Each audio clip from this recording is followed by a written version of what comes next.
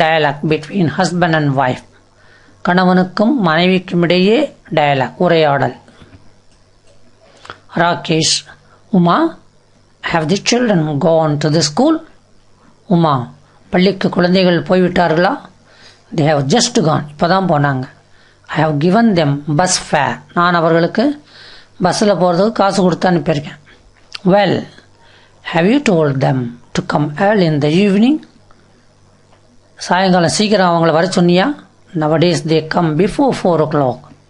இப்போல்லாம் அவங்க 4 மணிக்கு முன்னாடியே வந்துடுறாங்க.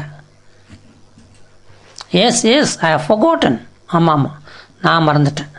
The newsboy had come to collect subscription. இந்த நியூஸ் பேப்பர் போடுற பையன் வந்தான். எதுக்கு? பணம் வாங்கிட்டு போகிறதுக்கு. Have you given his money to him? அவன் பணத்தை அவனுக்கு கொடுத்துட்டியா? No. The milkman came before him. பால்காரன் அவனுக்கு முன்னாடி வந்துட்டான். So I had settled his account. ஆகலாம் அந்த முதல் அவருடைய அக்கௌண்ட்டை செட்டில் பண்ணிட்டேன், அதாவது தீர்த்துட்டேன். When have you asked him to come? அப்போது அவனை எப்போ வர சொன்னேன்? I have asked him to come tomorrow morning. நாளை காலையில் வர சொல்லியிருக்கிறேன். Are we not going to bazaar in the evening? சாயங்காலம் நம்ம கடைத்தருவிற்கு போகவில்லையா?